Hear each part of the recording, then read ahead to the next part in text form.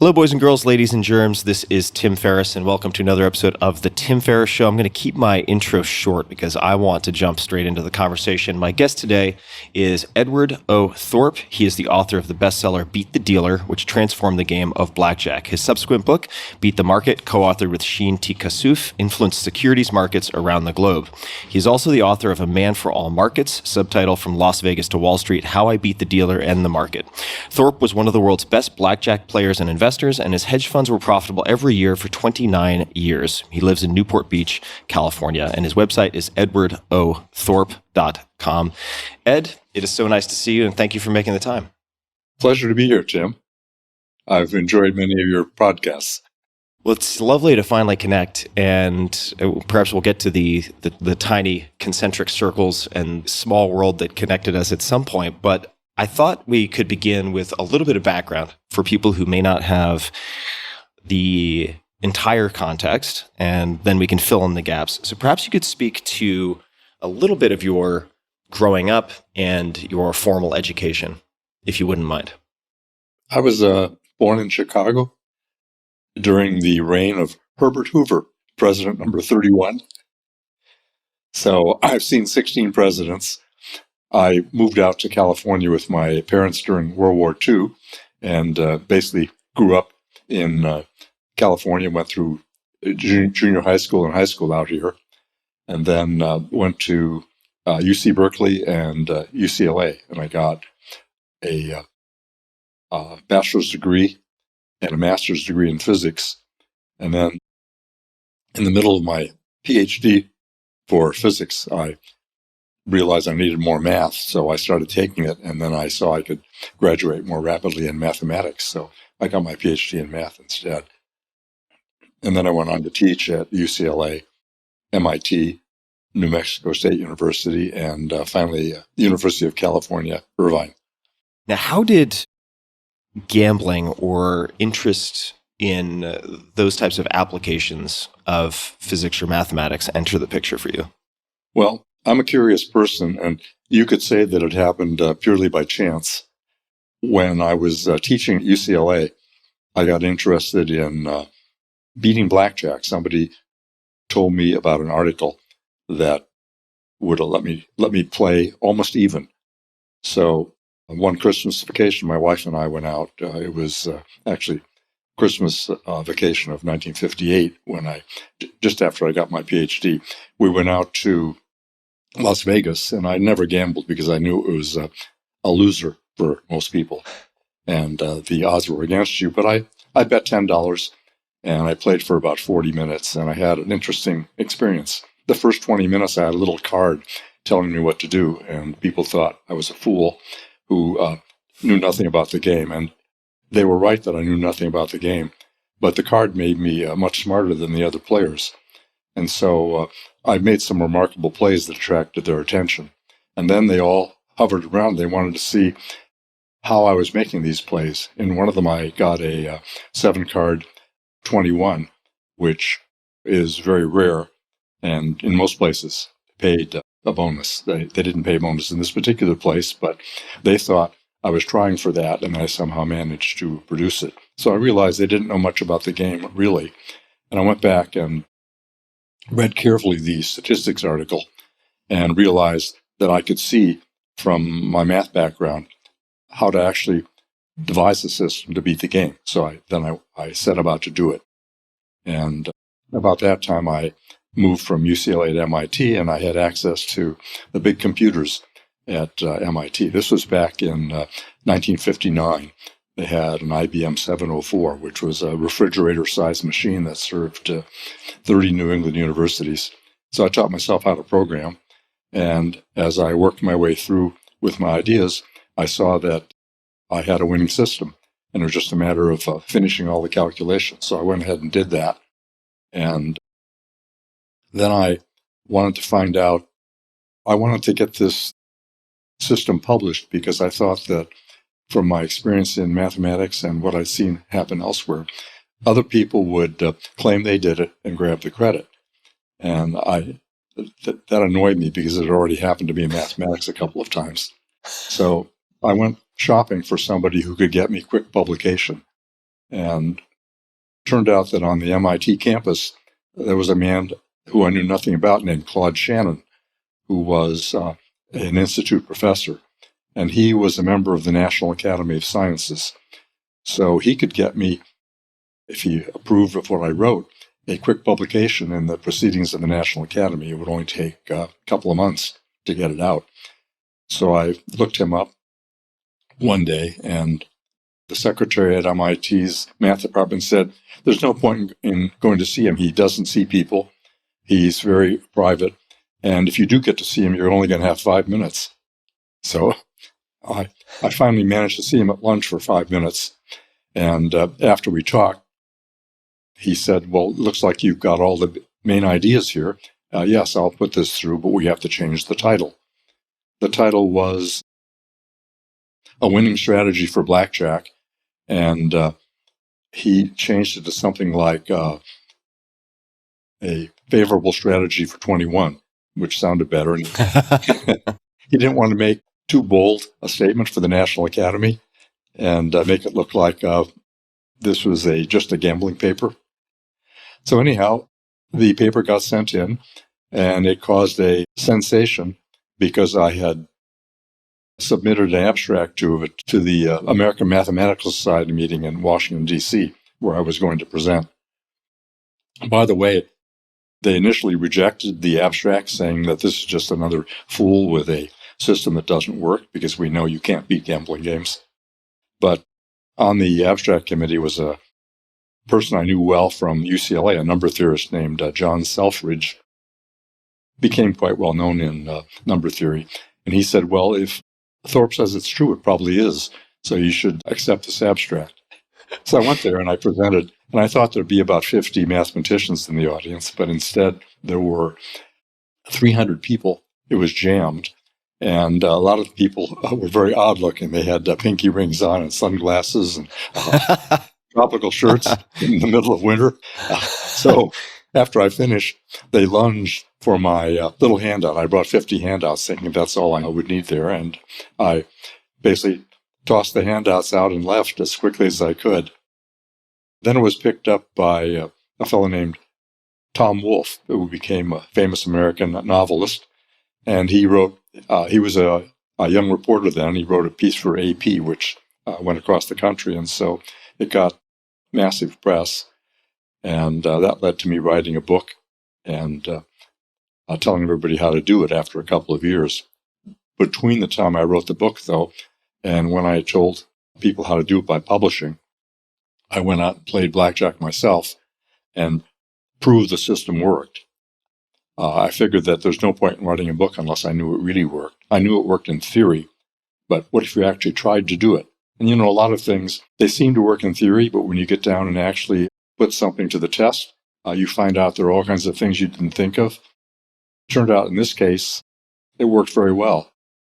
We made, in one weekend with a test, $11,000, which is about that with a zero on the end. In today's money, this is in about 20 hours of serious play.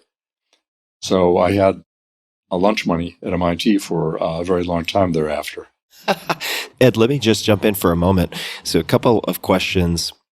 I could have 1,000 follow-up questions, but I'll limit it to a handful. The first was for that 11,000, which would be, say, 110,000 in today's dollars, 20 hours of serious play. Do you recall roughly what the bankroll was, or the starting capital? Yeah, it was $10,000. Oh, that was the starting. Okay, got it. We started and we added 11,000. I see, got it. On top of that. So we a little more than doubled it. And my prediction before we went was that that's what would happen. So it panned out. All right, two other questions, rewinding a bit to your earlier story. When you were first sitting at that blackjack table, if I heard you correctly, you said you had a little card. If I heard you correctly, could you describe what was on the card? Yeah, it was a set of rules for hitting and standing, doubling down, and pair splitting. And it was the best way to play with a high degree of approximation. It was the best way to play against a full deck or what was left of a randomly shuffled deck if you didn't know anything more about the cards that had been used up. And my contribution after I understood this was to figure out what would happen when some of the cards are missing from the deck, because the cards that are used up are not a representative sample of the cards in the deck. They can vary quite erratically. For example, you might use up all the aces early, and that would be bad for the player. Or you might use none of them up until late in the game, and that would be quite good for the player. And with Claude Shannon, the person who doesn't meet anyone, you said you were able to get 5 minutes at lunch. Why were you able to get time with Claude? Or why do you think he was willing to spend time with you? It turns out that he was willing to spend 5 minutes, I think probably just to get rid of me. But after we talked, he kept asking me questions, and it became 15 minutes. And then he approved the paper that I wanted to submit. And then he said, "What else are you working on?" So I said, "Well, there's another project which actually I started before Blackjack and which got me interested in gambling. And that's a way of beating roulette." And Claude Shannon, it turns out, was probably the king of gadgeteers. He built many ingenious machines over the course of his life. He built robots that would run mazes, machines that would play chess. He just loved all that sort of thing. And he had a house full of gadgets and equipment, hundreds of thousands of dollars worth in money, valued in money back in 1958, 59. So when he heard about roulette, and I explained to him what my ideas were there, he got very excited. So we continued to talk. And this 5-minute meeting became half an hour and then an hour. And then we adjourned to the cafeteria at MIT to grab a bite. And we went on for another couple of hours. And we decided that we would join together and make an all-out effort to build a machine that would allow us to predict the outcome of our roulette game. And it turned out... I'm sorry, go ahead, Ed. No, I was just going to say the house and casinos have had to, I was going to say adapt, but really counteract your strategies and tools by changing the rules. So could you say more about what you then devised in the case of roulette? Well, what we did was we built a small computer that had about 11 transistors in it, 11 or 12. I don't remember which because we had two versions, and I forget whether we ended up with the 11 or 12 transistor version. The computer's now at the MIT Museum in Cambridge. So it's been on exhibit in various parts of the world at one time or another. In any case, over about a 9 or 10 month period, we worked in Shannon's basement almost full time, and we built this wearable computer. It turned out to be the first wearable computer according to the MIT Media Lab. And one person would wear the computer and enter push-button information about the position and velocity of the ball and the rotating wheel in the center. And then the computer would instantly, there's a trick there, I do mean instantly, it would instantly tell you where to bet. And so the other person would sit at the roulette table, apparently not connected with the observer who was busy putting in the roulette information. And that person would hear a series of musical tones. And when the musical tone stopped, the last tone in the octave would tell him what section of the wheel to bet on. We divided the wheel into 8 sections with a little bit of overlap. And so the person who bet, which happened to be me, was able to quickly put down money on 5 neighboring numbers on the wheel. And it had a massive edge of 44%. So the piles of dimes we started out with our experiment, dime chips, became huge piles of dimes very quickly. So the computer worked wonderfully well. And I want to take a step back just for people who are listening and say that there are many reasons that I wanted to have this conversation with you. And it is not specifically related to gambling in the sense that there are many things that interest me about your life and your thinking. And my hope is that for people listening, they get a window into at least 2 things. One would be your methods of thinking, frames works for thinking, how you think about thinking, and then also your personal approach to health and fitness. Because as people may have picked up with some of the references, could you tell everyone listening what your age is as we speak today? I'm 89.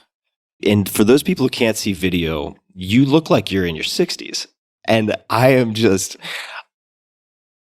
beyond excited to hop right into that. So we're going to jump around quite a bit. We won't do this exactly chronologically, but could you perhaps describe your approach to health and fitness? And you could tackle that starting wherever you like. Is it just that you were given the right parents and out of the box have tremendous genetics? Is there more to it? How would you begin to unpack this?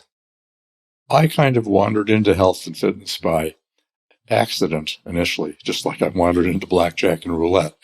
I'm curious and always looking for things to understand. And I like the idea of self-improvement too. So I was walking behind the student co-op one night when I was about 20 and heard a bunch of clanking. And I looked down in the basement and there were some fairly burly guys down there pumping iron. And I walked in and I said, this is a waste of time. This is ridiculous. So one of them said to me, I'll bet you a milkshake that if you work out with us for a year, just 1 hour an evening, 3 evenings a week, you'll double your strength in a set of exercises that they describe. So I said, I don't believe it. Let's try it. So I went down and the 4 exercises were the squat with a barbell on a rack, the military overhead press, the bench press, and deadlift. Oh, deadlift? No, it wasn't deadlift. It was something else. I forgot the 4th one at the moment, but I'll think of it. Clean and jerk, maybe? Who knows? Or bent row? Yeah, it was something along those lines. But a compound exercise like the others. Yeah, so there was a 4th exercise. So anyhow, what happened was I was I wouldn't say 98-pound weakling, but maybe a 150-pound weakling.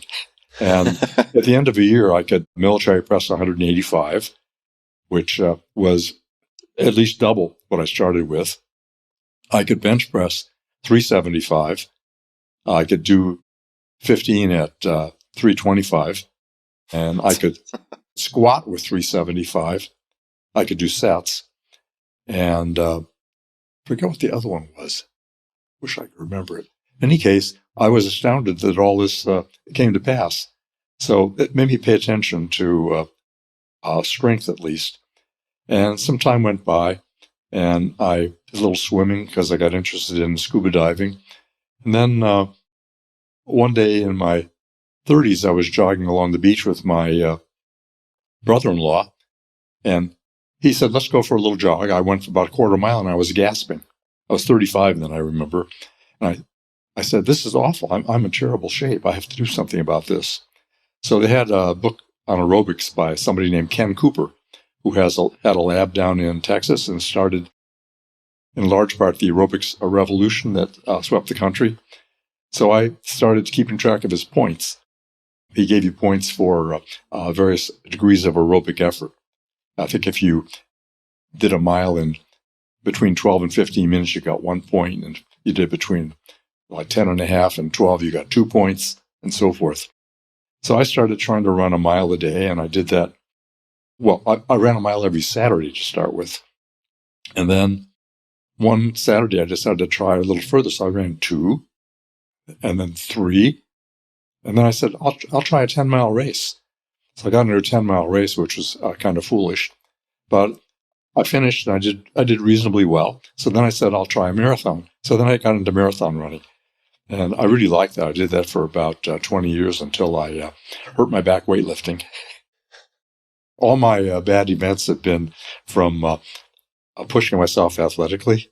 So hurting my back was probably the worst single thing. I herniated a disc, so I had to stop heavy pounding and heavy running.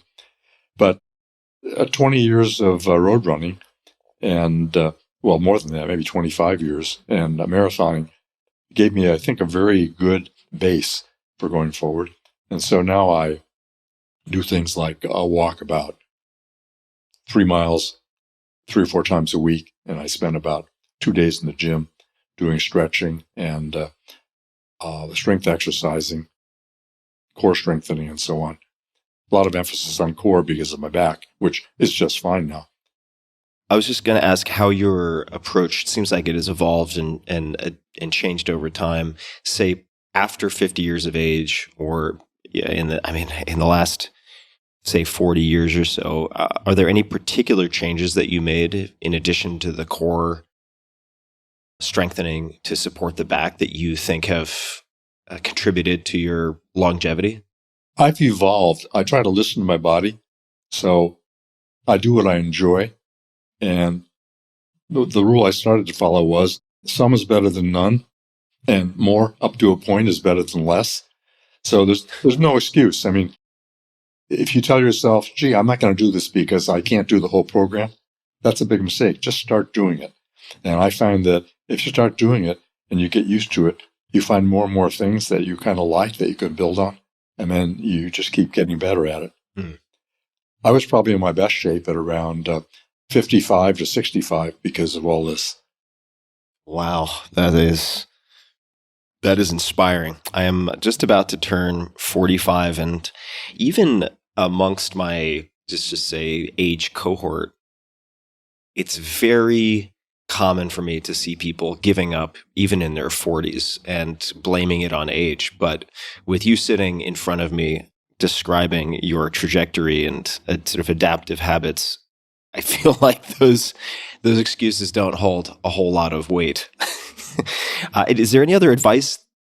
One thing that's pretty neat is race walking. I did that for a while, and that's something that is lower impact than running, but you can get the same kind of aerobic workout. So that's something I'd direct people towards. What does your strength training look like now or over the last few decades? As I get older, it declines. I get weaker, and it gets a little harder to do things. And I feel a little tired. I can't do as many reps or sets of things. So I have a mix of things that I do now. I will do squats, and usually now just body weight. And I'll do dumbbell squats or lunges with a lot of emphasis on one leg and then shift and do a lot of weight on the other leg. Do pull-ups. And I think the best I've done recently, which is not very much, is 4 underhand pull-ups and 2 overhand pull-ups. I used to be able to, 10 years ago, I could do a dozen of each. And let's see what else. Well, I do a lot of back exercises regularly on the mat. And that's very helpful for keeping my back in shape and keeping my core in pretty good condition. So we may come back to this, but let's segue and go back in time yet again and look at investing. How did finance or investing enter the scene for you? Well, the way I got into finance and investing was that I made money at Blackjack and from book royalties. And so this first time in my life I had any spare money. Before that, as an academic, my wife and I were living from month to month with no surplus. And then kids were coming, and that made it even tougher. So once I had some money from both gambling and book royalties, I wanted to figure out what to do with it. And so investing made good sense to me. I would put some capital aside and let it grow.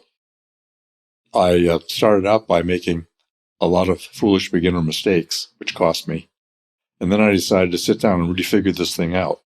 And so I began to study investing in my spare time. So I spent the summer of 1964, which was, I guess, the third year I was at New Mexico State, just reading all summer in a big bookstore in Beverly Hills, Martindale's, reading all the investment books and newspapers they had. And then I started again in the summer of 65, reading whatever I could find. And I happened to get a little book on warrants. common stock purchase warrants, which were the forerunner to what people call call options now. And when I saw that, a light came on, and I realized that I could mathematicize this, and I could figure out how to value these things. And if I did that, I'd probably be ahead of the crowd who didn't know how to do these things, and so I'd probably have an edge.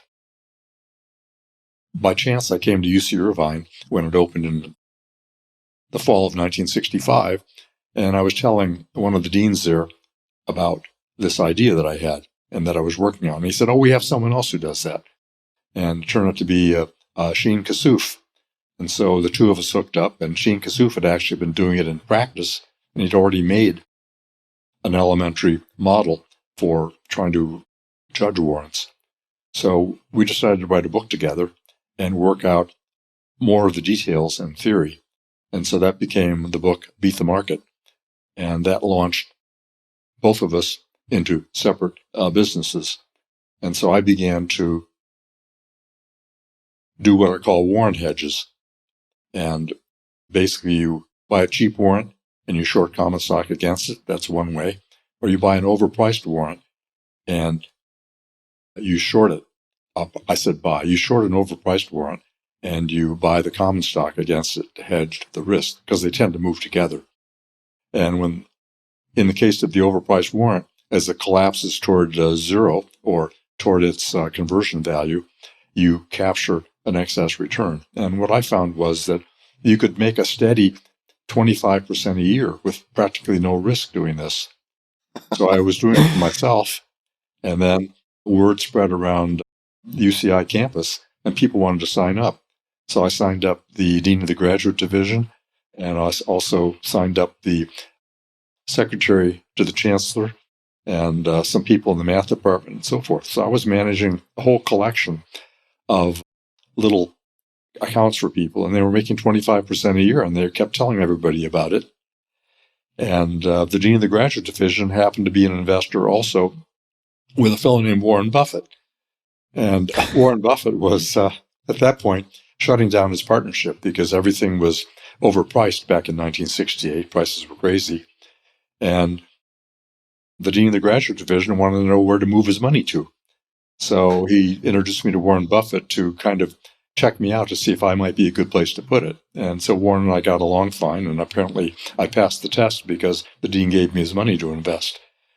And so I got to know Warren Buffett, and I was sorry to see that he was going out of business, because I thought, as I told my wife then, this is going to be the richest man in the world. We'll come back to that a little later.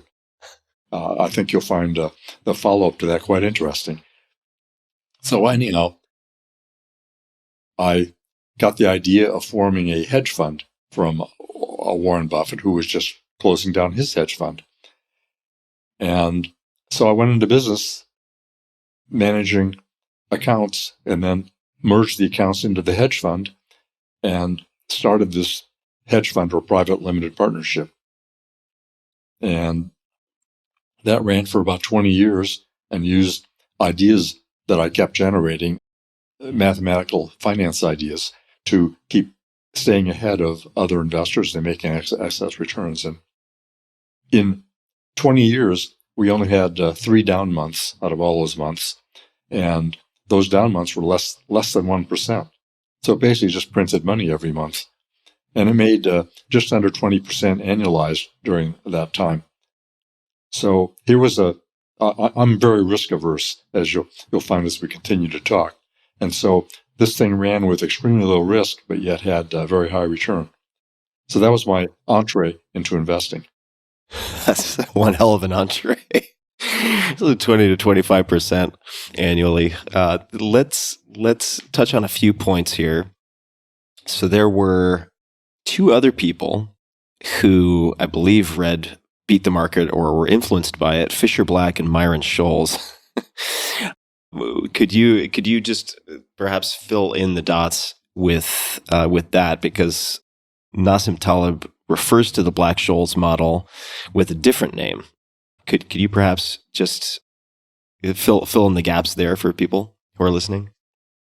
I actually figured out what this model was back in the middle of 1967. And I decided that I would just use it for myself. And then later, I kept it quiet for my own investors. The idea was to basically make a lot of money out of it for everybody. And it was fun to me just to develop it and apply it to various things. Now, Fisher Black and Myron Scholes read Beat the Market, which was sort of the launching pad for me into finding this model. And it was also a launching pad for them. And they saw how to improve the ideas in Beat the Market, and they made a mathematical finance model that valued warrants and options very accurately. So it was based on a set of assumptions that are fairly narrow but pretty good. And I thought that I was the only one who had this model. So when the Chicago Board Options Exchange opened in 1973, I thought I'd have the field to myself. But unfortunately, Fisher Black and Myron Scholes published the idea, and they did a better job of the model than I did because they had very tight mathematics behind their derivation.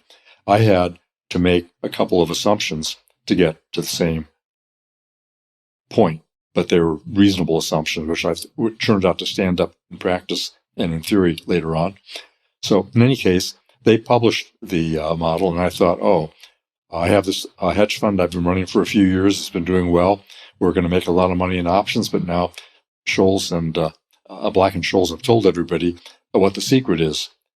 But people didn't catch on right away. So when the Chicago Board Options Exchange opened for business in April 1973, the only people on the floor were my traders. And they were busy mopping up right and left. It was like having machine guns against bows and arrows. For people who don't know, Scholes went on to win the Nobel Prize for Economics in 1997. Yes, and Black would have been there too if he hadn't died of cancer before that. Yeah. And Robert Merton was at MIT, where they've been doing a lot of good theoretical work on the development of warrants and options. And so he wrote some beautiful papers about this theory about the same time that Black and Scholes were doing their work. So the prize was awarded jointly to Merton and Scholes. And I will say this about the prize. The people who publish are the ones who get the prizes. The people who don't publish, it doesn't matter what they figured out or when they figured it out, they don't get the prizes. And in a sense, they don't deserve to, because if you don't publish, you haven't really proven to the world that you really did this on the one hand, and you haven't really changed the world in the same way that people who publish do. So I think the people who don't publish don't have claims to these prizes. But having the tool in place turned out to be revolutionary for my life, because I was able to use this tool, and I had some shortcuts in using it that other people didn't have for a very long time, because I developed it myself beforehand and they didn't get around to seeing it the way I saw it. These shortcuts were very useful. We stayed ahead of the marching legions of PhDs who came later. We stayed ahead of them all the way through into the Atomic Closement Partnership in 1988. Let me hop in for a moment here to ask a few questions about your meeting, or at least one, with Warren Buffett. Why in that meeting did you come away saying you thought he would end up being the richest man in the world? What did you see or hear or observe in that meeting that led you to that? I saw that he was compounding at a high rate of return, that he'd been doing it for a long time, that he was very, very smart, and that he really knew a tremendous amount about companies. So he was a good evaluator of companies. So he had this, and he demonstrated a very large edge already. He'd been running his partnerships from 1956 to 1968 and had about a 30% before fee annualized return rate. And I was sorry that he was going out of business and that things looked so bleak from the standpoint of stock pricing to him at that time. Interesting follow-up to that story. What Warren Buffett did at that point was he decided to make a poor textile company in, I forget where it was, somewhere in New England called Berkshire Hathaway. He decided to make that his own little mutual fund, private mutual fund. And he bought up as many shares as he could. And he didn't particularly encourage his exiting partners to take shares in that company because he wanted them himself. They did have a choice. They could take cash or they could take shares in Berkshire. And not knowing what to do, many of them just took cash and exited. Some of them took Berkshire, though. Berkshire, I think, they would have gotten it at something like $12 a share in 1964. Now it's a little under $500,000 a share. So, oops. The Berkshire story is kind of interesting. I knew how smart he was, and I said the way he's compounding, he's going to be, in my opinion, the richest man in the world in a while. It'll just take time. And I lost track of him. I figured he was just working for his own account, and there was no opportunity for an investor. And that was largely the case. But then back up in 1982, I happened to see an article about Berkshire Hathaway, and I saw that he was running it. And then I decided to take a look, and I said, oh, it's gone from 12 to 982. So is the opportunity gone? Many people who owned it had sold on the way up, taking their enormous profit of a multiple of 5 or 10 or 15. And I said, I know what he's doing. I know this man. I know what he's going to do. I'm buying at 982, even though I missed out the move from 12 to 982. And of course, buying at 982 turned out to be a good move. Yeah, I would say so. Well, let me ask you, if you were teaching let's just say, what could be undergraduate or graduate seminar in investing now?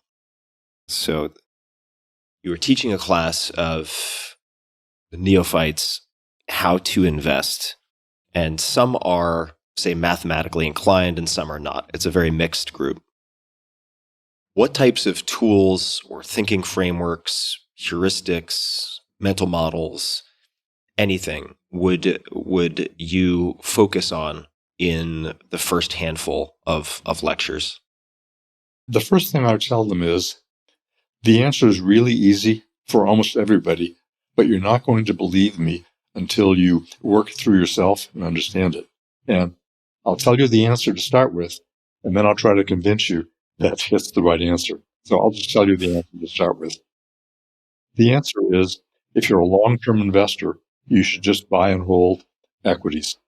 And the best place to have bought and hold equities has been the U.S. for the last couple of 100 years overall.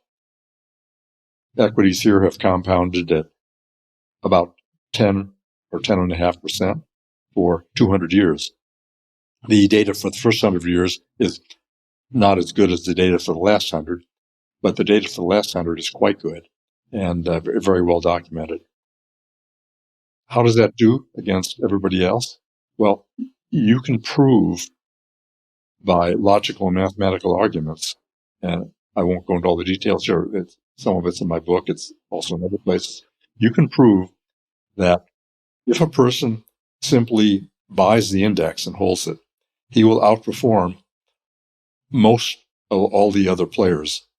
And he will simply, the people who buy and hold the index will beat the whole collection of people who don't do that. They do way better on average. The ones who don't do that pay trading costs. They have more volatility from diversification generally, from lack of diversification. And they often pay investment advisors and all this, and they also pay taxes when they trade. So the upshot is that you might make 10.5% if you don't pay all these people. You might make 8 or 7 or 6% if you pay the crowd of people waiting to, quote, help you, unquote. So that's the simple answer for people who don't know anything about investing. Now you might say, well, yeah, but I'm pretty smart. I hear all these stories. I listen to Kramer on TV. He jumps around and makes a lot of noise and sounds good. So why can't I do better? Well, the academics have something called the efficient market theory, in which they claim that you can't do better. Now, I've already explained that that's wrong. You can find instances where you can do better. Warren Buffett apparently did much better. I found with my hedge fund I could do much better.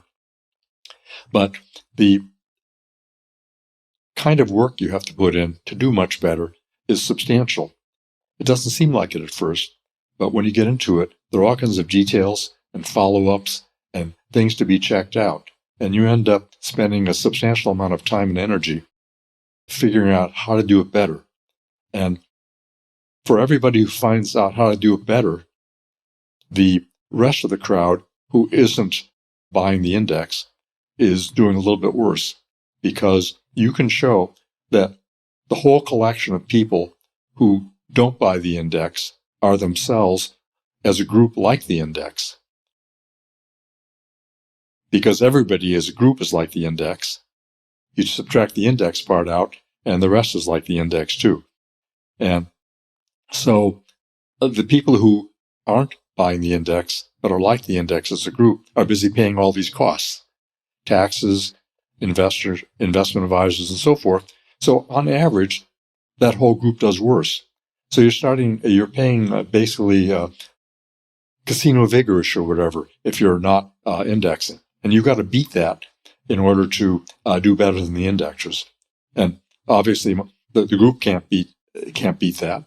So it's only a small collection of people, some by luck and some by skill, who end up doing better. So you're basically betting against the odds if you just step in and buy stories and invest in various mutual funds that are actively managed and so forth. So that's what I would tell people. Now, on the other side of the coin, if you really are interested in investing, it's worth educating yourself and trying to do it, because you will learn a lot about investing. You might actually find a way to win, and you'll learn about how the world works and a lot about life too. The things you learn from what seems like a narrow specialized field generalize very widely to all kinds of things if you're the kind of person who can take a lesson in one part of life and transport it to another part of life. What are some of those transferable lessons in your mind? Well, let's take risk as a good example. You learn about investment risk and how you want to avoid very great risks or minimize them. If you take that, because great investment risks can take you out of the game altogether. So you might have a thing where you multiply your money by 10 times, but you might also lose it all. Some things that are highly volatile, like buying cryptocurrency, are in this category where you may have the chance of a very large gain, but also the chance of a very large loss. And if you lose most of your capital, it's very hard to climb back out. For instance, if you lose 90% of your capital, you've got to multiply what's left by 10 in order to get back to even, which means you've got to make 900% to offset that 90% loss. That's not going to be easy to do. It takes a long time. So you want to avoid really bad outcomes.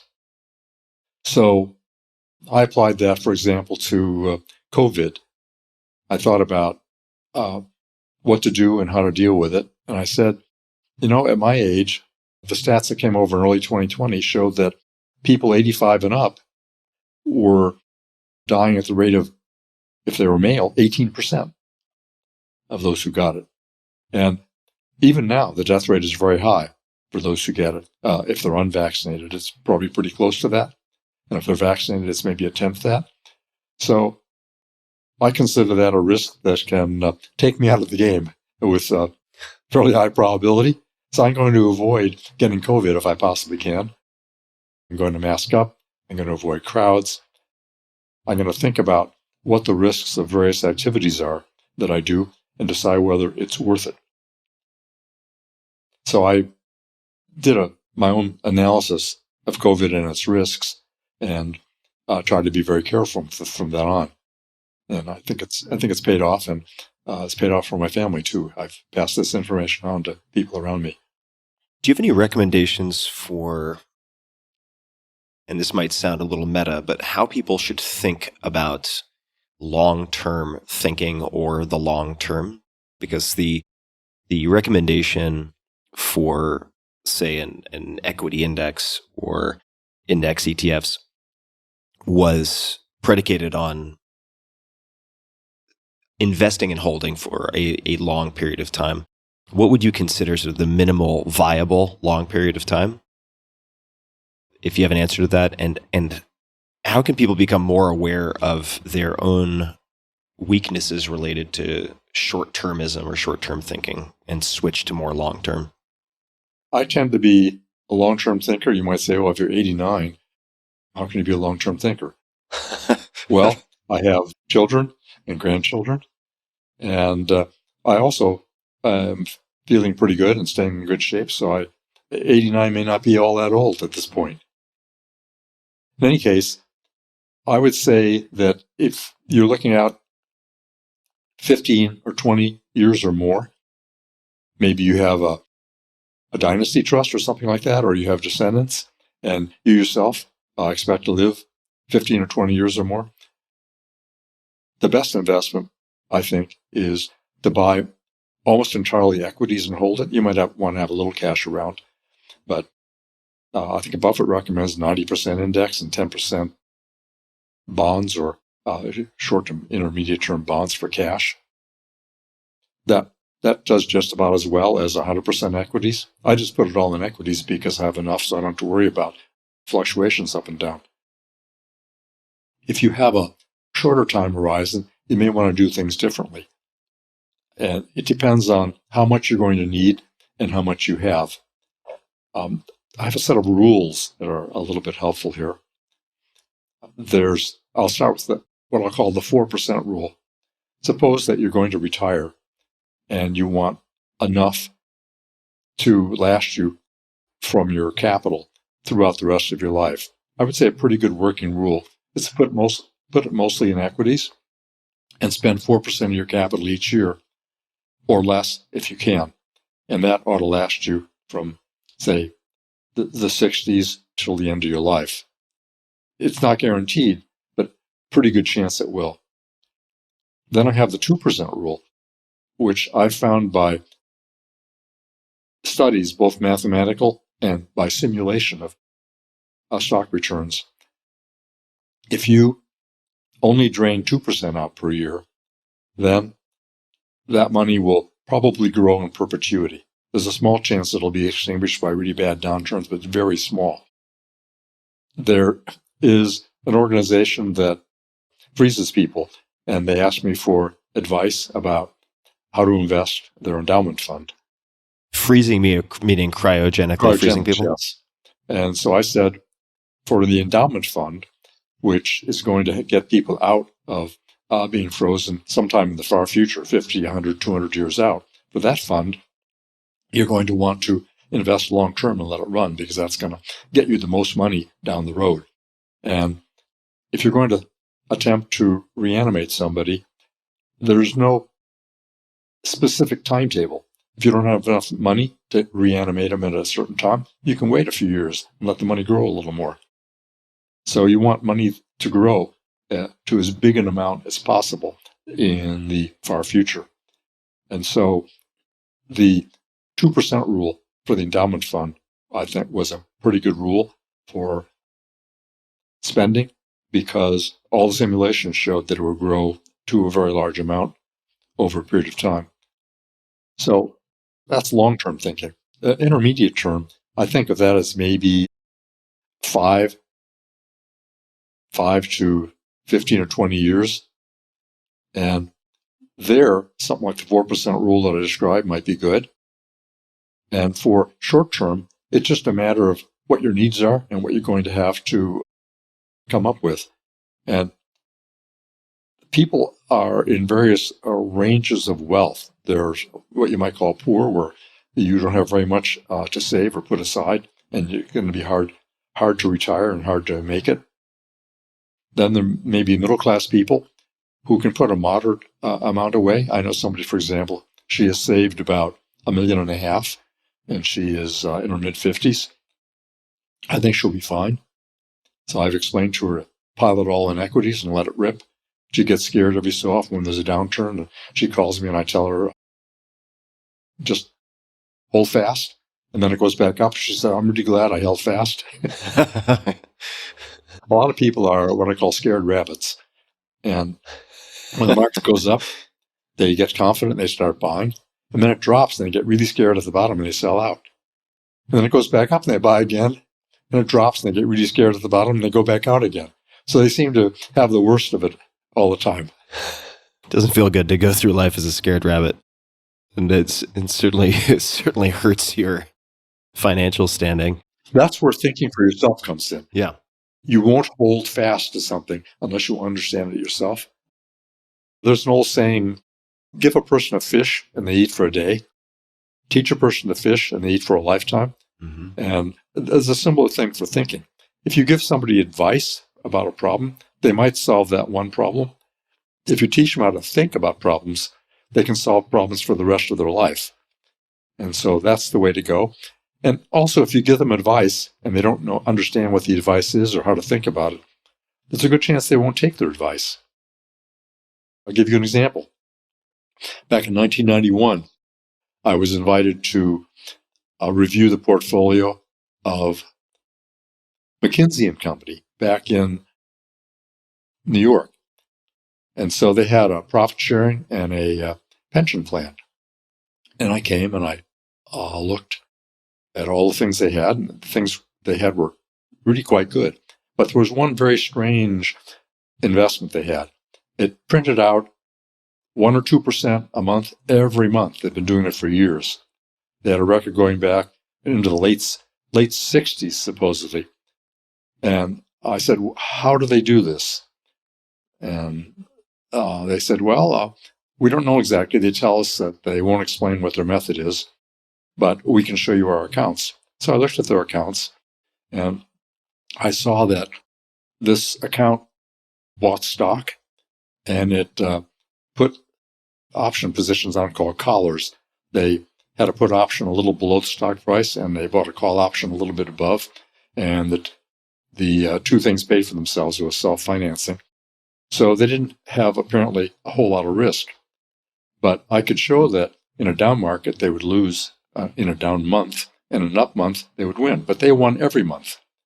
And the reason they won every month was because a mysterious trade was put on involving S&P index options. And it was always in the right direction. So if they were going to lose, it would be a winner. And if they were going to win, it would be a loser. So I said, this is not possible. I said, I want to go over and look at this place. So they called the person in charge, who happened to be at that time Peter Madoff, the brother of Bernie Madoff. Bernie was off in Europe raising money. This was 1991, mind you. And so when Peter Madoff heard I was coming, he said, no, I won't let him in the front door. So I held my nose and I said, I want to take a better look at all this. So I looked at all their trades, and I saw that half the trades never happened when I researched them. That is, there was no trades occurred on any exchange at the prices they were making them at for these options.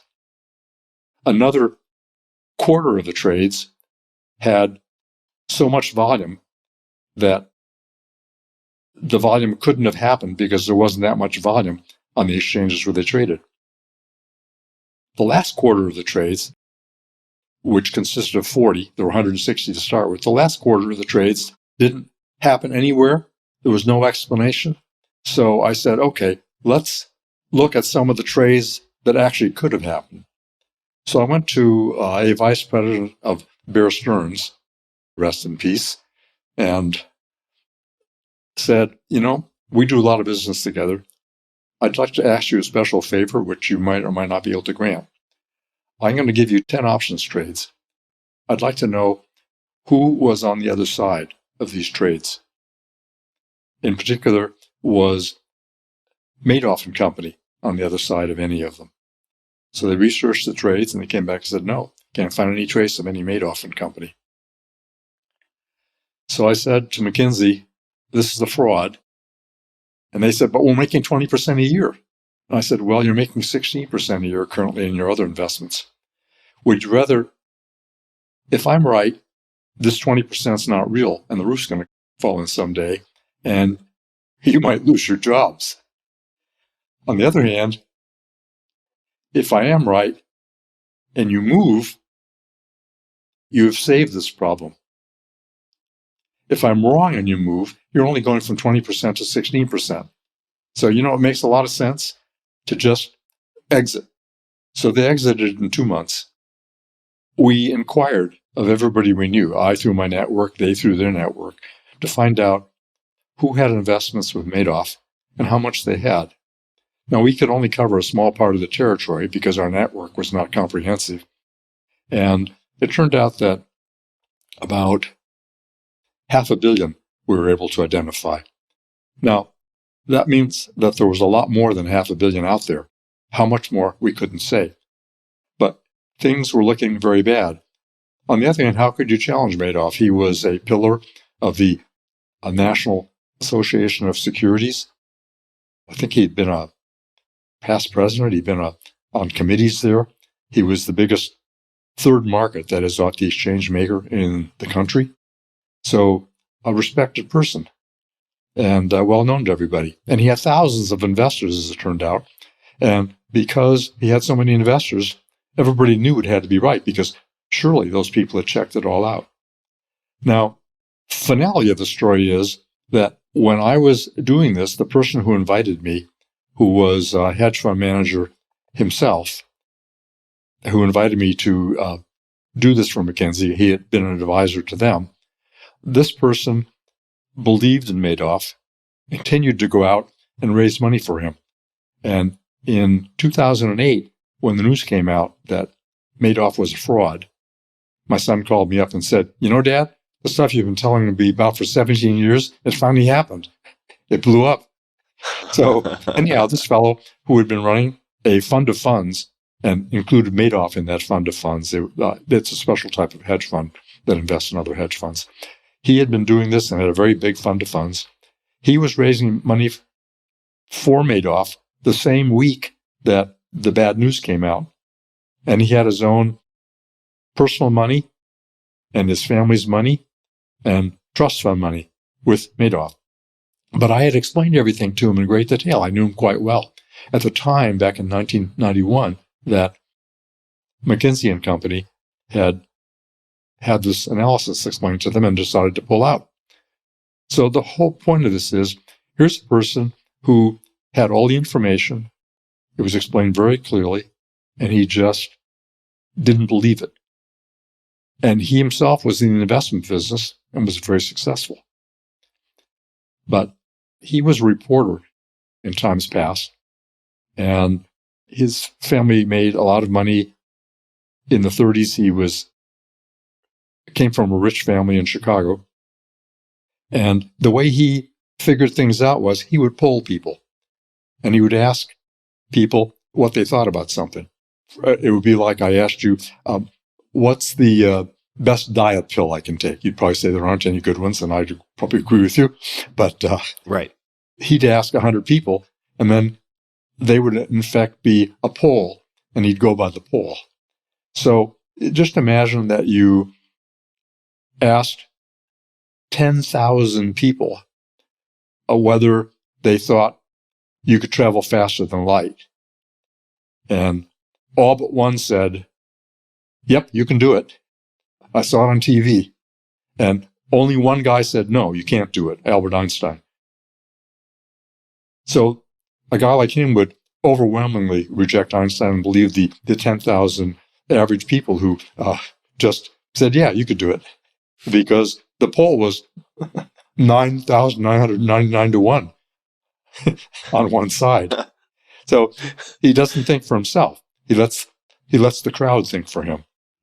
And that, I think, is a fundamental mistake that many people make. They let the crowd do their thinking. They don't figure it out for themselves. So let's talk about toolkits and bring in, we don't have to focus on him necessarily, but since Warren Buffett came up earlier, you have then his partner, Charlie Munger, who is well known for mental models. And I think Buffett describes him as having the best 60-second mind he's ever met, something like that. What mental models do you find helpful, or would you teach in that class that I mentioned earlier? And you can really approach it in any way that you think is sensible. But how should people think about mental shortcuts or mental models? And are there any that come to mind that you think are particularly valuable? I'll tell you about a few, and I'll tell you where to get more. Perfect. Let's take a notion that economists call by their priestly name externalities. Have you heard of that term? I have heard the term. Okay, good. Most people have not, as it turns out. So you're way ahead already. Well, we'll see where we go.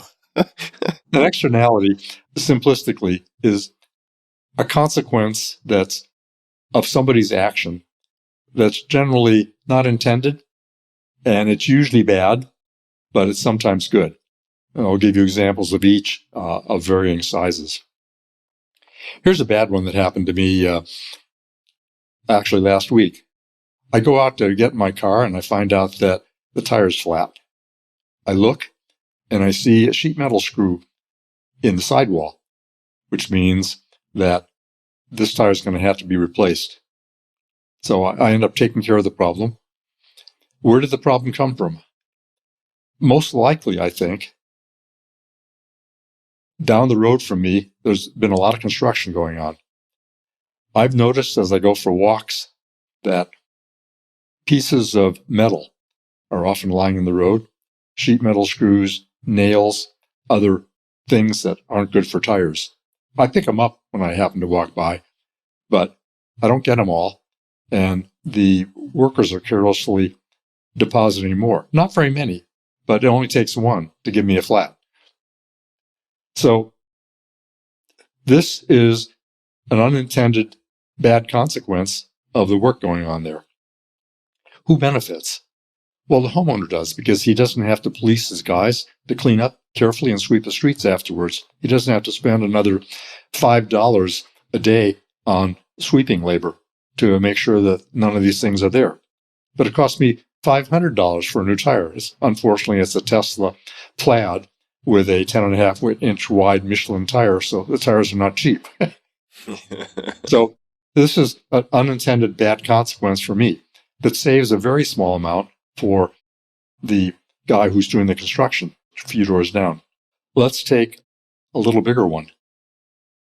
When I was a chemistry student back at age 14 in 1946, teaching myself, I mean, there wasn't a decent chemistry class around, I came across a fellow named Svante Arrhenius, a great Swedish physical chemist from the latter part of the 19th century.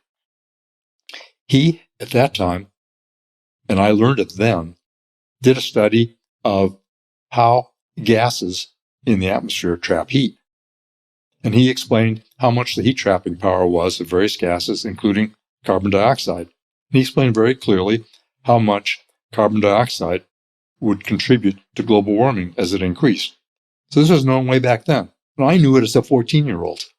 And the mechanism is obvious. You can sit behind a plate glass window when the sun is shining and feel everything heat up around you, the greenhouse effect. So it's simple, it's obvious, it's got plenty of science behind it. What do people do now? Well, they create a negative externality by polluting. People drive around in cars and dump CO2 into the atmosphere, and each individual is convenienced by being able to drive around in his car. But he contributes to a global problem, a problem that won't come back perhaps to haunt him if he doesn't live long enough, or may be gradual, so gradual that he doesn't notice it. But everybody together is busy contributing this major externality to the world, which leads to a second little mental model. It's called the tragedy of the commons. That's a pretty famous thing by a guy named Garrett Hardin. And the simple example is you've got a village with a little green in the middle, and it's got a lot of grass growing. And only a few people live in the village. So one guy has sheep, and he lets his sheep graze on the green, and there's plenty of grass, so that's not a problem. A few more people move in, they get some sheep, they turn them loose on the green. Pretty soon, there are too many sheep for the green, and it's all eaten up. So each person acts in his own self-interest, but collectively, what they do is against the common good. So that's another little mental model or idea. So there are a whole collection of these things that are out there that are very valuable for thinking purposes. One collection is there's a 50 item collection that came out under INC period on the internet from Elon Musk. And it's quite good. There's also Charlie Munger's book. Poor Charlie's Almanac. Yeah, which has a lot of these things embedded in it. One of my favorites is, it has a strange name of fundamental attribution error. And I didn't like the name. I said, Charlie, why are you calling it fundamental attribution error? Well, Charlie actually just picked it up from sociology and psychology. That's what they call it. And I thought, it's a terrible name. You should call it something else. But as I thought about it some more, I decided it's actually not a bad name after all. Roughly speaking, what it does is it's a human tendency to make assumptions that are not fully justified by the evidence. For instance, you go to lunch and the person you invited doesn't show up. So you begin to speculate. Well, maybe he just forgot. He's a forgetful guy. Or maybe since we had a little quarrel 2 weeks ago, maybe that was it. Maybe he's just mad and he's going to show me, or something of that sort. You start making up stuff to try to explain it, but you don't have the evidence for it. It turns out that he had a car accident on the way, and he's busy dealing with all the fallout from the car accident. 2 hours later, you find out what actually happened, and it's too bad, and he apologizes profusely. But you didn't have any idea what actually happened. You just started making stuff up. That is something that humans do over and over, and we're wired for it. It's evolutionary. It ties into a famous book, Thinking Fast and Slow. Daniel Kahneman. Yes, exactly. So he has an example there of you're in the forest, and you hear a roar. You don't stop to find out where the roar is coming from. You run up the nearest tree because it might be a lion. In fact, it might be something entirely different, but you don't take any chances. You react. And if it's not a lion, you've made fundamental attribution error. You attributed it to being a lion when it wasn't. But it saved your life often when it wasn't an attribution error. So that ties in with something else, which is learning how to think. If you think fast, it's kind of emotionally from the gut, responding without really reflecting, you will make a lot of mistakes. Sometimes, though, it's a way of saving your life. For example, somebody yells fire. You're at the door of the theater. You run out the door immediately before you find out whether there is a fire. There might or might not have been. But running out the door before there's time to reflect, in which case it might be too late, is a good thing to do. Well, I hold the door open for everybody else, too, as I run out. And I just want to mention a few things on the externalities piece and thinking about the, say, unintended secondary or tertiary effects on the collective. There can also be positive externalities or externally benefit in an instance. Like if you were to buy fire insurance for your house, your neighbor might be a little bit safer, right? So it can go both ways. That's a good example, and it's one that actually was a real life experience for me right here. Oh, no kidding. We had a fire here, wildfire, a couple of months ago. We all had to evacuate. And I have Chubb, and they have wildfire insurance.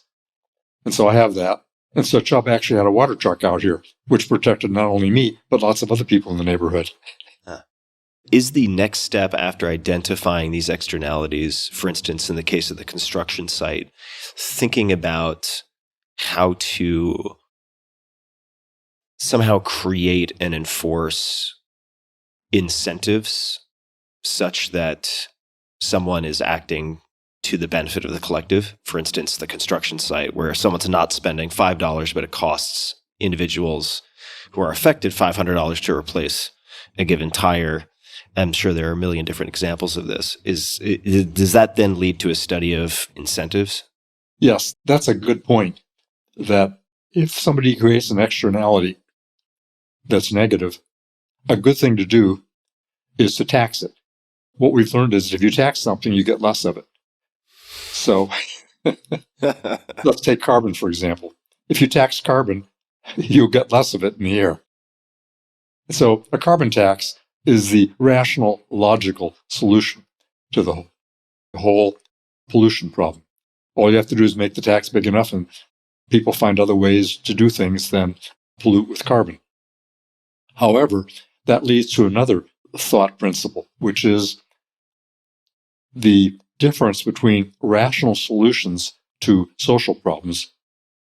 A rational solution is one that is generally good for almost everybody, as opposed to a select few. You can have rational solutions to social problems, but you often can't get them implemented. So you also have to think about what can you actually accomplish politically. And there's a great book about that.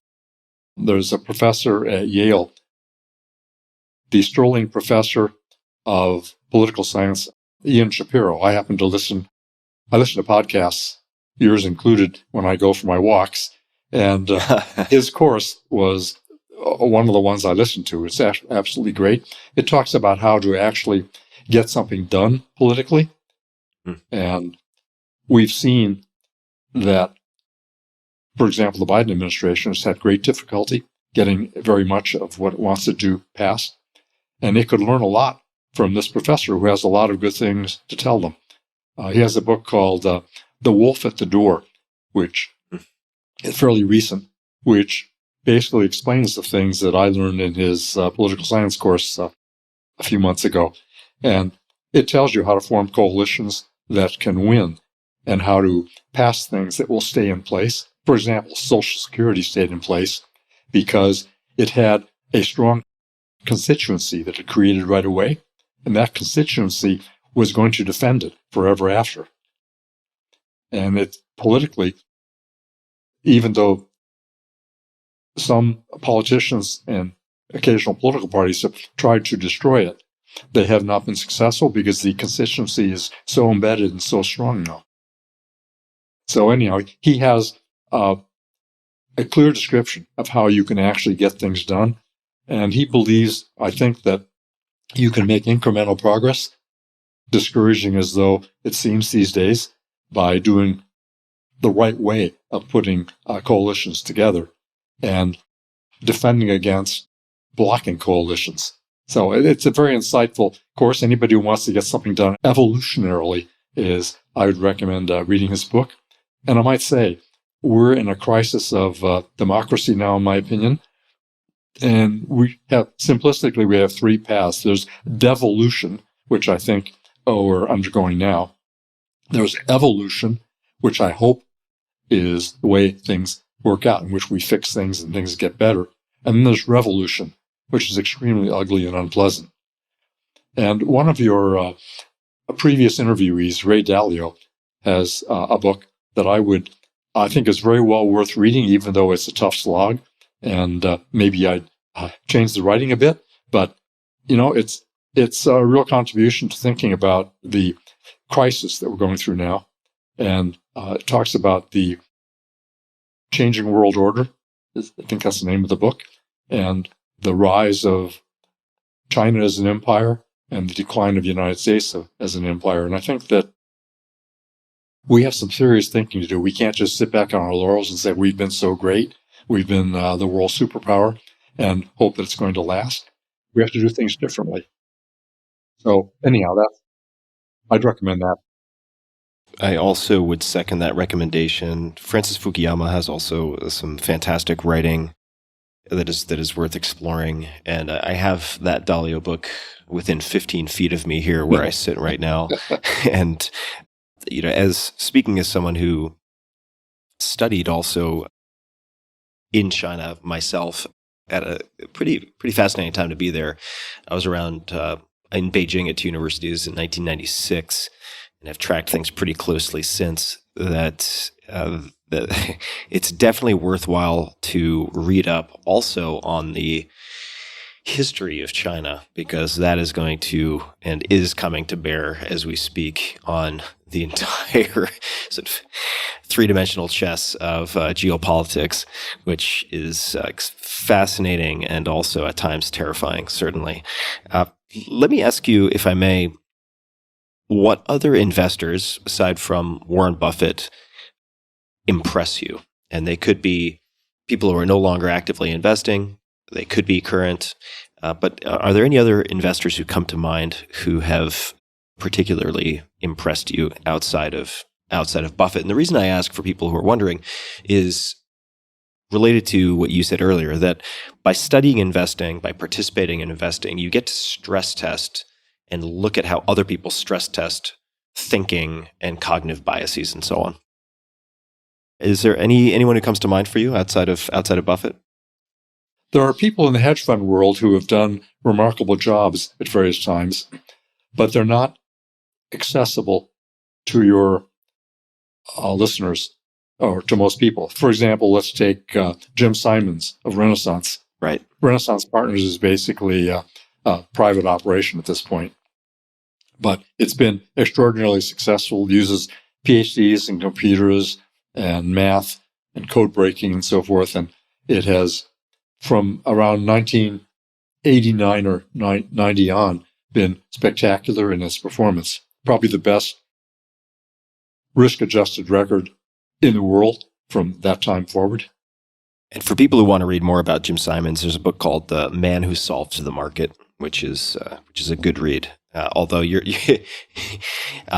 probably not going to be able to, as you mentioned, Ed, emulate the sort of quant approach that he is taking for 1,000,001 reasons. But absolutely fascinating story. Any other names who come to mind? Well, I'm trying to think of who I would give money to invest. I don't have anybody now that I'd give money to invest. There are a few good hedge funds around, but they take too much for the general partner and leave too little for the limited partner. And they also generate income that is highly taxed if you're a taxable investor. So they're only good for nonprofits at this point, or tax-exempt investors. What about past investors, say, in decades past, who you would have given money to willingly? Does anyone come to mind? I did give money to Ken Griffin's Citadel for, from the time it started. I think I was investor number one after Frank Meyer, who was the other general partner with Ken Griffin. Frank Meyer was a longtime friend of mine from the past, so that's how I learned about it. And actually had Ken Griffin out to the house when he was about 18 or 19, and just starting up with Frank, and talked to them about how my hedge fund Princeton Newport worked. And we discussed at some length the idea of profit centers and subsidiary businesses. And I handed him boxes of prospectuses that were hard to get on all kinds of convertible securities. These things would come out when the securities were issued, and then they would no longer be findable anywhere. They were just like rare books. So I handed him my whole collection of cartons of these things. And so I had a very good ride with him, and I finally exited recently because the taxes take too big a bite out of the returns that I get. It's just simpler to invest in an index fund. I end up better off than if I were to remain in Citadel. Also, it's complicated. You get all kinds of papers. I had 4 feet of paperwork when I finally boxed it all up at the end. That is a lot of paperwork. Yes. Now, I know you had the introduction, but what was it at the time about Ken Griffin and Citadel that made it pass muster for you? They were going to follow the exact plan that I was following when I shut down Princeton Newport. So that was good. Got it. And I knew Frank, and he was smart and capable. And Ken seemed very smart and capable and energetic. So they were doing what I would be doing had I stayed in business. So let's talk about staying in business, because I had a question that I wanted to make sure I touched upon, and there are a million others that I would love to talk about. But could you please speak to having enough? You've spoken about, or at least written about, how your hedge fund could have taken over your life, and you could have just ended up as a capital accumulator as your full-time job plus. How did you make the decision to wind it down? And how do you think about having enough? Because that's not, it doesn't strike me as something I come across often with people who are really good at investing.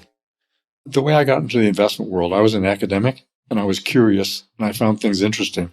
And I wasn't really in there to get rich. I was in there to deal with interesting math problems that kept coming up. Blackjack, roulette was a math/physics problem. Investing was, for me, lots and lots of math. So I enjoyed that. So I just do things I like, and I don't worry about money. As my former sister-in-law once said, "Do what you love, and the money will follow." She wrote a book with that title, and I said, that's right. Do what you love, and the money may follow. And if it does, that's fine. If it doesn't, you're still doing what you love. And what's important in life, I think, is the journey and the people you know and you spend your time with, and how you spend your time otherwise also. So that's how I looked at things. And I started out as a child of the Great Depression, so I knew what it was like to have basically no money. I used to sleep 4 or 5 hours a night in high school and get up at 2 or 3 in the morning and deliver newspapers. And I made $25 a month, which seemed like really big money. And I saved part of that for college and invested part of it in science equipment, chemistry, telescopes, electronics, and so forth, too, just because I liked playing with those things and learning about them. So my goal wasn't to make money. It was to have a good life and enjoy myself and have fun. And it just so happened that it turned out a lot of money too. So what I found, though, in the investment world is lots of people go in it for the money. And when they do, they keep going and going and going. And it's a validation of them. And they can't stop. They end up with, 5 or 10 villas, a yacht, a jet, and even if let's imagine you have 5 houses, just to take an example. How much of your time are you going to spend on each house? It can't be, on average, more than a fifth, bitch by math. And you're not going to be in your house all the time anyhow. You're going to be vacationing, traveling, meeting, and so on. So maybe it's a 6th or 7th of the time on average. Now, some houses you're going to spend more time in and some less. So you may spend a 10th or 15th of your time, or none of your time almost in one of those houses. So you end up with a whole lot of stuff to manage and take care of, and you end up hiring people to do that. So you don't have to do it, and then you have to manage those people, and then you have to hire people to manage the people who manage the people, and so on. It's like running a business. It's terrible. You don't get to enjoy the important part of your life, which is time. Did you have a set point at which point you knew you were going to exit the business, so to speak, or was there a particular day that prompted, a particular experience that prompted you to say, enough is enough, I want out? Do you remember what the catalyst was, if there was one? I wasn't having fun anymore. It was turning into work. And I said, well, I don't need to do this. I have enough wealth. I'm never going to spend it all. Why keep doing this? So I decided to wind it down. It was fun for a long time because there were challenging problems. And it was challenging to try to figure out new things and to deal with all the issues that came up. But when it became bureaucratic and paperwork and a grind where I had to do things I didn't want to do, that was enough. It was time to go. And it was the same thing in academia. I loved academia, but there were aspects to it that became burdensome. Committee meetings, endless reviews, grant proposals. What I liked was research and teaching and the people that I met there, the students and the faculty that were smart and challenging.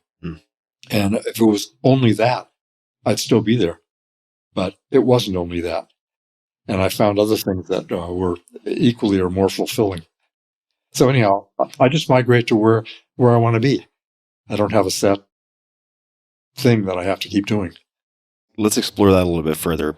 Nassim Taleb, who many people will know because of books like Fooled by Randomness, The Black Swan, Anti-Fragile, wrote the foreword to your memoir. And in that, he writes about your restraint, not getting caught up in the golden fetters of large structures, multiple offices, morning meetings, etc. And he highlights the value or the fact that you value independence. So what does independence mean to you? And how did you spend your time after winding down the investment side of things? I spent my time reading, traveling, exercising, enjoying my family and my friends, and learning things that I could learn. And then it's also entertaining to casually manage my investments. I might just interject here that one of the things that makes you independent is to accumulate capital, because then the capital can grow on its own if it's simply invested, as I described before, in, for example, an index fund. And once you have capital, then you have the chance of independence. If you have enough capital, it will support you indefinitely. When you've achieved that goal, there's no point in spending time doing anything you don't like doing if you can help it. You know, I have to do some things you don't like gather all your tax information together every year or go in for routine medical appointments. But is there anything that you are particularly interested in learning more about now, or in the process of learning about, or looking forward to learning about? What I've focused on for the last year or so is reading about what's going on in American society, what may happen. I don't think we can predict for sure what's going to happen, but we can map out scenarios. We can map out possibilities. We won't get them all, but we can map out quite a few of them and ask ourselves, what will we do if scenario A, scenario B, scenario C materializes? And have some sort of preparation and readiness for that. I won't go into a list of extreme scenarios, except maybe a few. You could have an autocratic country where a minority pretty much rules everything and dictates to everybody else. You could have a turbulent country where a large part of the country, maybe a majority, is badly upset and just wants to bust everything up and start over somehow. So you could have the choices I described, a devolution, evolution, or revolution. I don't know how it's going to play out, but it's worth thinking about what might happen and whether there's anything any of us can do about it. I don't think there's much an individual can do on a grand scale unless he happens to be in a position of great importance or manages to get himself in a position of great importance. But I think there's a lot that an individual can do on a small scale. And I think the best thing we can do is teach everybody to think for themselves so they don't just take what they're told in the press, for example, or in the other forms of the media, the internet, Twitter, so on. They don't just take that and sop it up and believe it, but they question it and they ask whether, in fact, it might not be true, or what the motives are, or the people who are putting these things out, and so forth. And when you begin to think for yourself, the whole world changes and becomes much clearer, in my opinion. And you can manage your life much better. Fundamental attribution error. Learning about things like that and putting your own thinking under examination. Ed, this has been so fun, and I know that there are a million other things we could talk about, and hopefully we'll have a chance to do a round two at some point. But I wanted to be respectful of your time and perhaps begin to bring this to a close, is there anything else that you would like to mention or call attention to? Any request of my audience that you would like to make? People can certainly find you online at edwardothorp.com, and I'll link to that as well as your books and everything else that we've discussed in the show notes at tim.blog/podcast. Is there anything else that you would like to bring up before we end this round one conversation? I'll tell you one story that you probably read in my book. It's about Joseph Heller and Kurt Vonnegut.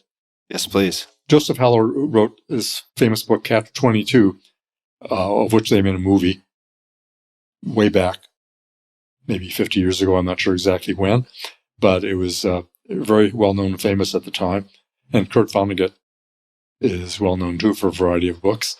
And Joseph Heller died, I'm not sure when, maybe early 2000s. And Kurt Vonnegut was writing in the New Yorker about him. And he said, Joseph Heller and I were at a hedge fund mogul's house. I'm not sure if it was a hedge fund mogul, but somebody very, very rich in New York. And I said to Joseph Heller, you know, you've made a lot of money out of Catch 22. This guy makes as much money in a day as you're ever going to make. He's got penthouses and yachts and jets and villas and models falling off his arm and so on. And Joseph Heller looked back and said, you know, I have something he'll never have. Kurt Vonnegut was puzzled. He said, what's that? Heller said, I have enough. And that's something that people who chase money to the end don't figure out, that you can have enough, and it's better than not having enough. It's certainly better than never being sated. Yes. Staying on that compulsive track. And I am so endlessly fascinated by you, your story, your lessons learned. And I really hope we have a chance to have another conversation, because I have still so many different notes and questions that I would love to tackle, but we'll leave people wanting more, and hopefully we will make time to have that second conversation. But thank you so much for taking the time today, Ed. It's been a real joy to spend this time with you. Well, I enjoyed it very much. It was a pleasure to meet you, and now I know that since I'm on your podcast, my wife will listen to me. Well, one can hope. And everybody listening, thank you for tuning in, as always. And until next time, try not to act like a scared rabbit and be just a little bit kinder than you think you need to be. And as always, thank you for tuning in. Thank you.